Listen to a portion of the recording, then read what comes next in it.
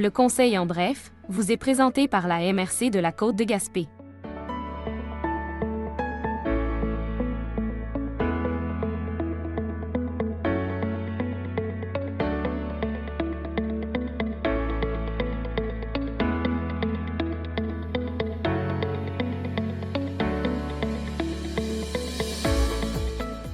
Bonjour. La dernière séance publique du Conseil de la MRC a eu lieu le mercredi 14 février 2024. Daniel Côté, préfet de la MRC de la Côte de Gaspé et maire de Gaspé, répond à nos questions sur les principaux éléments qui étaient à l'ordre du jour. Le Conseil de la MRC a procédé à l'adoption du rapport annuel sur l'application du règlement de gestion contractuelle. En quoi consiste ce rapport? En fait, c'est un rapport qui est imposé par la loi depuis quelques années. Chaque année, on doit faire état de c'est quoi les contrats de plus de 25 000 qui ont été accordés en cours d'année par une entité municipale. Ceux qui suivent les affaires de la ville de Gaspé le voient, là, une fois de temps en temps. En fait, on le fait même pas, on le fait plus qu'une fois par année du côté de la ville. C'est que tous les contrats de plus de 25 000, on les met dans un rapport qu'on dépose au conseil. Fait qu'à la MRC, on le fait une fois par année. C'est ce qu'on a fait. Puis je le rappelle en même temps, là, les processus d'octroi de contrat, là, on n'est plus comme dans les années tranquilles, là. Tout est très normé, tout est très régulé. Pour tout ce qui vaut plus de 25 000 on doit aller en appel d'offres sur invitation. Et tout ce qui est plus de 100 quelques mille dollars, je dis quelques parce que c'est 100 000 indexés à chaque année, fait qu'on doit être autour de 110 ou 115 000 tout ce qui est au-dessus de cette norme-là, on doit aller en appel d'offres public à la grandeur du Québec sur un système électronique contrôlé par le gouvernement. Donc, chaque octroi de contrat de plus de 25 000 est normé, puis c'est ça qu'on dépose une fois par année. Le Conseil a également autorisé la signature d'une nouvelle entente sur les services de police. Pouvez-vous nous préciser le contenu de cette entente? En fait, on n'a pas de police municipale. Hein. Il n'y a plus grande ville au Québec, à part les grandes, là, qui ont des services de police municipaux. Donc, notre police municipale, c'est la SQ. Quand on voit dans l'adoption d'un budget municipal qu'une partie qui s'en va vers la SQ, bien, effectivement, c'est pour payer notre service de police municipale. Mais c'est la SQ qui l'assume, c'est la police provinciale qui le fait dans cette entente de service. Ça fait plusieurs années qu'il y a une négociation provinciale qui se fait pour les services de la SQ. La répartition des effectifs à l'échelle provinciale est discutée, etc. C'est quoi le niveau de service qu'on s'attend de notre police provinciale, puis c'est quoi les moyens qu'on a pour payer cette police-là pour effectuer la surveillance et la gestion des règlements municipaux, bref, d'exercer le service de police de proximité. Fait que dans les derniers mois, il y a une entente qui est intervenue entre les unions municipales, le ministère de la Sécurité publique et la SQ sur la répartition du service, les coûts de service, etc. Et maintenant, ça se répercute sur chacune des MRC. Dans notre cas, on est chanceux, il n'y a pas de coupure de service, puis il n'y a pas d'augmentation significative de facture non plus. Donc, on maintient sensiblement le même niveau de service que ce qu'on a connu dans les 10, 15, 20 dernières années avec la SQ, mais on maintient aussi une facture similaire. Donc, il y a des indexations de factures, mais la facture n'augmentera pas de 25 % avec des effectifs supplémentaires. On reste relativement statu quo. C'est ce qui correspond aux besoins identifiés nationalement, mais pour notre service. Donc, c'est ce qui est prévu dans l'entente de service qu'on va enfin pouvoir signer avec la SQ pour maintenir le niveau de service qu'on a actuel. En février, 3 projets ont été financés lors de la séance du Conseil de la MRC. Quels sont-ils? Oui, en fait, avec les fonds réguliers de la MRC, on est venu financer 3 projets. On a reçu des demandes d'aide financière en conséquence, évidemment. D'abord, le manoir Le Boutillier est venu, en fait, est en mode de faire un plan de communication stratégique. Ce plan-là est évalué à une dizaine de mille dollars et ils ont demandé 5 000 à la MRC. C'est ce qu'on va fournir via le Fonds de soutien à l'expertise externe. Deuxième demande qui vient de la Nation Micmac de Gaspé. Dans ce cas-ci, c'est pour un logiciel numérique de gestion. Ça concerne le projet Sigewegos, qui est de la production de sirop d'érable. Donc, c'est pour gérer un peu l'entreprise de sirop d'érable, si je vais le vulgariser au maximum. Dans ce cas-ci, c'est un projet de près de 7 000 et on va mettre 3 470 de subvention de la MRC, également dans le Fonds de soutien à l'expertise externe. Et le dernier, qui est le plus gros, c'est pour la résidence du Phare à Cap-des-Rosiers. On en a entendu parler dans certains médias récemment. La résidence du Phare, qui est un OSBL, est en train de réaliser des études préliminaires pour réaliser des logements à l'intérieur de l'église. Depuis plusieurs années, le presbytère de l'Église de Cap-des-Rosiers loge des personnes aînées. Il y a 8 logements pour personnes aînées dans le presbytère. C'est le même comité, le même groupe qui a acquis l'Église récemment et qui veut faire du logement à l'intérieur de l'Église. On parle de 5 unités de logement, ce qui porterait le total de l'ensemble à 13 logements. Pour réaliser ces logements-là, il y a des études préliminaires à faire. Les études sont évaluées à 90 000 la Ville a déjà versé un montant d'un peu plus de 25 000 si ma mémoire est fidèle.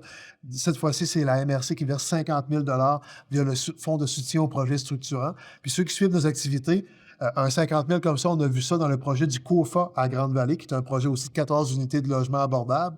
Et on l'a vu dans le projet des habitations de la montagne à Gaspé pour un projet de 84 unités de logement.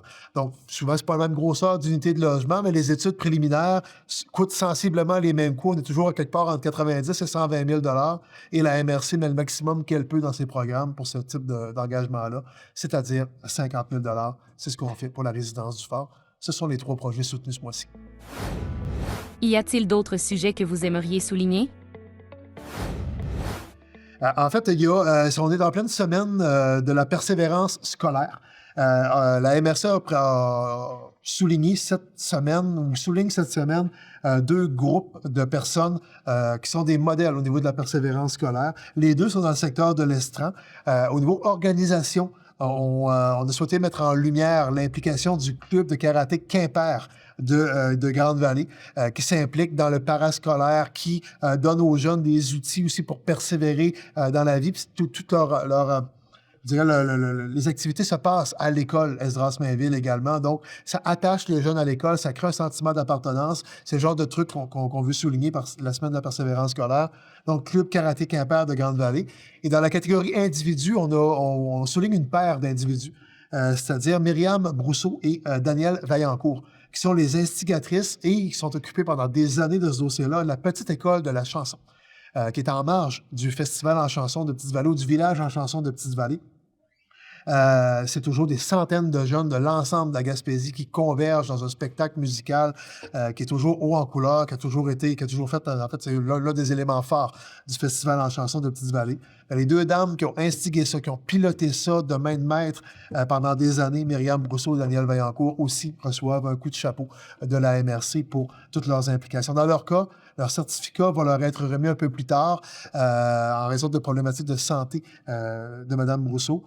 Donc, on attend le moment propice pour pouvoir aller lui remettre son certificat. Le Club Karaté Quimper, dans leur cas, ont eu leur certificat cette semaine avec le maire de Grande-Vallée et moi-même. Autre élément à souligner, on a eu aussi récemment la visite du ministre Pierre Fitzgibbon, ministre de l'Économie, et parmi les ténors du Conseil des ministres du gouvernement du Québec. Pierre est une personne d'influence au Conseil des ministres. On lui a adressé plusieurs dossiers quand même. Si jamais mettre l'emphase sur quelques dossiers, on lui a parlé de développement de la filière éolienne. Pierre Fitzgibbon est ministre de l'Énergie, et c'est un peu lui qui tire les ficelles en partenariat avec Hydro-Québec, mais je dirais que Hydro-Québec relève quand même de son ministère, et c'est quand même lui qui a participé à nommer le nouveau PDG d'Hydro-Québec, Michael Sebia. Donc, il y a quand même beaucoup d'influence auprès d'Hydro-Québec. La Gaspésie est reconnue pour ses vents, une qualité de vent qui est fort, qui est parfait au niveau du développement de la filière éolienne. C'est pas pour rien que c'est en Gaspésie que sont nés les premiers parcs éoliens du Québec. Ces parcs éoliens-là, plusieurs vont devoir être reconstruits dans les prochaines années si on veut maintenir cette source d'électricité-là. Puis le ministre nous a dit oui. Mais si on renouvelle des parcs, ça veut dire probablement avoir des turbines plus puissantes. Pour exactement la même empreinte terrain, la même empreinte au niveau des airs, on risque d'avoir des turbines plus puissantes parce que la technologie a évolué. La turbine plus puissante égale plus de production d'énergie, égale, on amène ça sur les lignes de transport, puis les lignes de transport sont saturées. On sait que Hydro-Québec a un plan de plusieurs milliards pour grossir les lignes de transport. On a voulu que le ministre s'engage auprès de nous pour qu'il commence son rehaussement des lignes de transport par la Gaspésie. Parce qu'on est mûr pour développer la filière éolienne encore chez nous. Peut-être de nouveaux parcs, sinon un renforcement des parcs existants. Et ça implique de grossir les lignes de transport et de les actualiser. Fait que ça, on a tenu le coup là-dessus. J'ai aussi voulu parler avec le ministre de la filière manufacturière au niveau de l'éolien. Il reste un véritable pôle manufacturier éolien au Québec, puis c'est Gaspé. Souvent, rendu au gouvernement, il oublie ça. Souvent, eux autres voient l'éolien comme une source d'énergie et non pas comme un vecteur de développement manufacturier, comme une grosse source de création d'emplois et de richesses collectives. Souvent, donc, on est oublié. Cette filière-là est oubliée. Donc, on a voulu rallumer la chandelle là-dessus, puis s'assurer que le ministre soit au diapason avec nous autres. Bref, s'il y a des nouveaux appels d'offres éoliens au Québec, qu'ils tiennent compte que le Québec est capable de produire des composantes et de l'expertise, puis ça se passe souvent à partir d'ici même à Gaspé. Troisième sujet, j'ai voulu lui parler des pêches. On traverse une crise dans le secteur des pêches. La MRC s'active, la ville s'active là-dedans. Par contre, on n'a pas nécessairement les moyens de tout contrôler. C'est pas nous autres, localement, qui décident des quotas. Bien, ça, c'est le MPO. Bien, le MPO, on parle à Mme Leboutillier, puis on influence Mme Leboutillier. Du côté de Québec, pour aider à traverser la crise, parce que quand même qu'il sortira des 300 000 tonnes de quotas de sévages demain matin, ce ne sera pas plus payant à court terme pour nos pêcheurs et nos transformateurs. Une période de crise. Puis dans une période de crise, quand une économie qui connaît une crise, on l'a vu en Ontario dans le secteur de l'auto, on l'a déjà vu dans le secteur forestier au Québec. Bref, quand tu as une économie de milliers d'emplois qui connaît une crise, habituellement, l'État intervient. Donc, j'ai voulu allumer le ministre là-dessus. Parce que le réflexe du gouvernement du Québec, c'est de dire, ben oui, le MAPAC va s'en occuper. Mais le MAPAC n'a pas d'enveloppe financière pour aider à traverser une crise. C'est un job du MEI. Et le MEI, ministère de l'Économie et de l'Innovation. C'est pour ça que j'ai voulu en parler avec le ministre pour lui dire, en général, l'économie gaspésienne se porte bien, mais on a une crise. Puis cette crise-là, on a besoin du MEI, du ministère de l'Économie puis du ministre Fitzgibbon pour nous aider à traverser cette crise-là.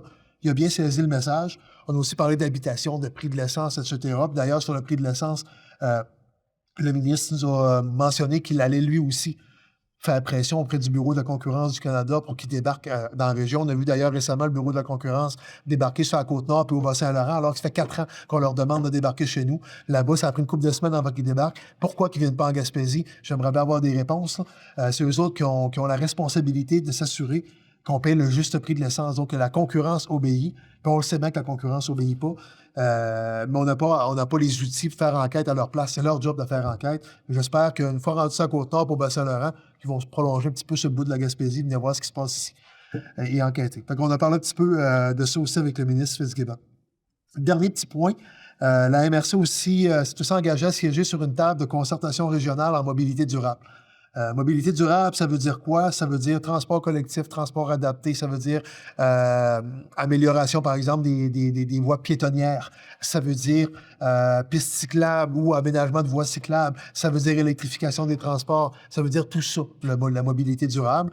Donc, via la régime, on crée avec le MTQ, avec le partenariat du MTQ, une table régionale pour réfléchir sur les prochaines actions en mobilité durable qu'on doit prendre dans la région. Et il y a des acteurs désignés par chacune des MRC. Dans notre cas, c'est moi-même comme préfet et notre DG qui seront désignés pour y siéger. Fait que ça fait essentiellement le tour, je pense, de la dernière séance. Merci, Monsieur Côté. En terminant, pouvez-vous nous rappeler la date de la prochaine séance régulière du Conseil de la MRC? La prochaine séance sera le 2e mercredi du mois de mars, toujours ici à l'Hôtel de Ville de Gaspé. Les séances publiques sont à 17h. Pour que les gens le sachent, là, on ne vient pas ici 5 minutes dans une journée, le Conseil des maires. Nous, on se réunit toujours en privé. On a des rencontres de travail, on a toujours des rencontres d'interlocuteurs à partir de 8h30, 9h le matin, jusqu'à 5h le soir. C'est ça une journée de MRC. Et à 5h, c'est la séance publique. Il n'y a pas souvent de public, mais les gens sont évidemment les bienvenus à l'Hôtel de Ville de Gaspé. C'est ici qu'ont lieu maintenant les séances du Conseil de la MRC. Il y a des travaux de prévu à l'Hôtel de Ville à partir de cet été, donc il y aura probablement d'autres endroits où on tiendra les séances publiques, on vous tiendra informés en temps et lieu. D'ici là, bien, je vous souhaite un bon mois de février, un bon mois de fin d'hiver, puis on se dit à la prochaine. Merci.